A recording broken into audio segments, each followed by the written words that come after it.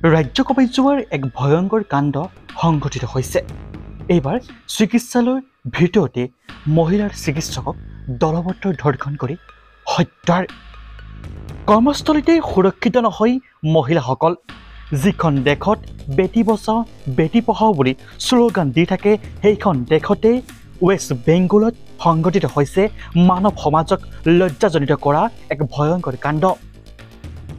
৩৬ ঘণ্টাৰ ডিউটি কৰাৰ পাছত ছেমিনাৰ হলত অলপ জিৰণি লওঁতেই চিকিৎসালয়খনত কৰ্মৰত থকা সঞ্জয় ৰয় নামৰ এজন যুৱকৰ লগত কেইবাজনো ব্যক্তি মিলি এইগৰাকী চিকিৎসকক দলবদ্ধভাৱে ধৰ্ষণ কৰি অৱশেষত হানি খুচি হত্যা কৰিলে।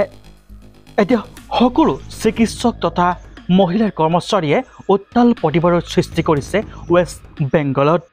এই ঘটনাৰ সন্দৰ্ভত আৰক্ষীয়ে কেৱল এজনকে গ্ৰেপ্তাৰ কৰিছে, কিন্তু পষ্টমৰ্টেমৰ ৰিপৰ্ট অনুসৰি কেইবাজনো যুৱকে মিলি দলবদ্ধভাৱে ধৰ্ষণ কৰিছিল মহিলাৰ চিকিৎসকগৰাকী।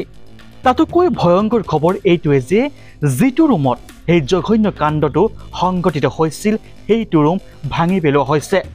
এতিয়া বহুজনে প্ৰশ্ন কৰিছে, লম্পটকেইটাক সুৰক্ষা দিবৰ বাবেহে এনে কৰিছে চিকিৎসালয়খনৰ কৰ্মৰত সকলো বিষয়াই।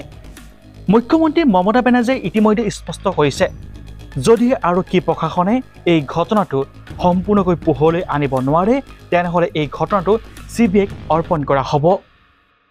প্ৰথম অৱস্থাত আৰক্ষী প্ৰশাসনে চিকিৎসকগৰাকীয়ে আত্মহত্যা কৰিছে বুলি পৰিয়ালৰ আগত অৱগত কৰিছিল, কিন্তু যেতিয়া পষ্টমৰ্টেমৰ ৰিপৰ্ট আহিল তেতিয়া সকলোখিনি কথা ওলাই পৰিছে। এতিয়া মাথো ন্যায়ৰ অপেক্ষাত ৰৈ আছে সকলো।